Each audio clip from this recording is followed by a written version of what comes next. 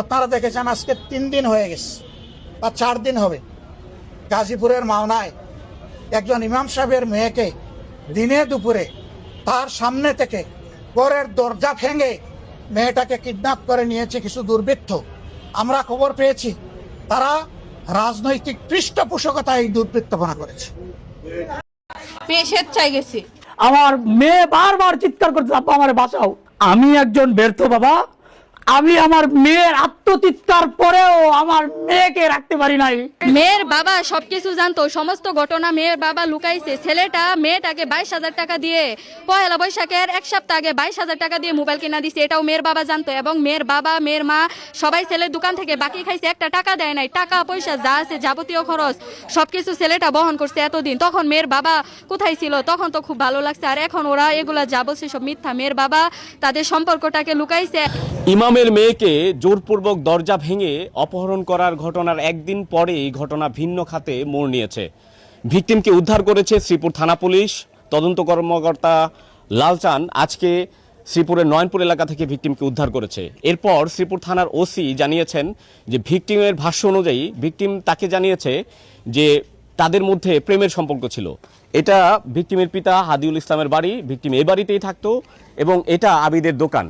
এই যে এখানে আবিদ লেখা রয়েছে, এই মুদি দোকানটা আবিদের। আজকে শুধুমাত্র ভিকটিমকে উদ্ধার করা হয়েছে, আবিদকে এখনও গ্রেফতার করা সম্ভব হয়নি। তবে আবিদের পরিবারের যারা আত্মীয় স্বজন রয়েছে এবং ভাড়াটিয়ারা রয়েছে তারা বলছেন যে ভিকটিম যে ফারিহা ইমামের মেয়ে, তাকে মোবাইল ফোন কিনে দিয়েছিল আবিদ এই ঘটনার আরও 1 সপ্তাহ আগে। এবং এর পরপরই গত পহেলা বৈশাখে আবিদের সাথে চলে যায় ভিকটিম ফারিহা। এরপরে তাদের বিয়ে মেনে নেওয়া হবে এই শর্তে ভিকটিমদেরকে উদ্ধার করা হয়। এরপরে ভিকটিমকে আটক রাখে তার পিতা হাদিউল ইসলাম।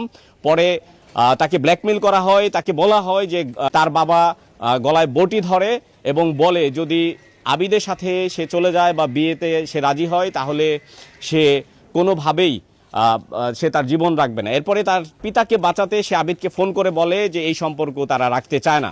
এরপরেই আবিদ সদল বলে হানা দিয়ে মব সৃষ্টি করে দরজা ভেঙে সে তার বিয়ে করা বউকে নিয়ে যায় বলে দাবি আবিদের পরিবারের এবং ভাড়াটিয়া যারা রয়েছে তারা জানিয়েছেন এই কথা। আমরা সরাসরি তাদের বক্তব্যে চলে যাচ্ছি। দেয় না তখন তো ছেলে তার বন্ধু বান্ধব ব্রাঞ্চে তার বন্ধু বান্ধবী নিয়ে বিয়ে করাইছে।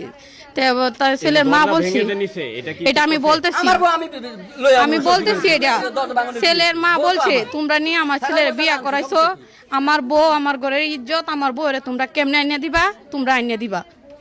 ছেলের মা এই কথা বলছি। ছেলের বন্ধু বান্ধবরাও গিয়া কইছে যে যেহেতু যেটা হওয়ার কাম হয়ে গেছে গা, এখন আপনারা হাউস আইন ছেলে মেয়ে দুজনই রাজি বিয়া করে লাইছে, এখন এটা মাইনা নিন। ছেলের বাবা মেয়ের বাবা মাইনা নিব না, ওগরে গালিগালাজ করছে, প্রায় একরকম ওগর গায়ে হাত দেওয়ার মতো।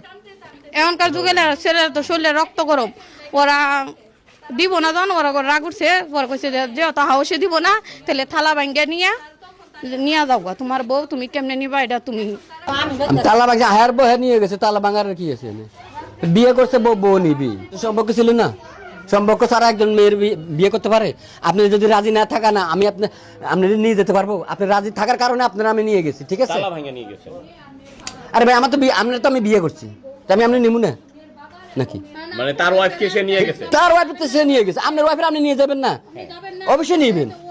আপনি আপনার ওয়াইফের নিয়ে গেছেন, এটা আপনার আরো জনের সমস্যা। হ্যাঁ, মেয়ে বাবা গোপন করছে, মেয়ের বাবা তত্ত্ব গোপন করছে, মেয়ের সম্পর্ক করে বিয়ে করছে, এই সম্পর্ক করছে। মেয়ে কি বাবা জানে না? মেয়ের বাবা মা জানে না যে মেয়েরা যে সম্ভব করছে? এখানে দোকান মেয়ে যে ফুসকি পারে যে কথা বলে, মোবাইলে কথা বলে।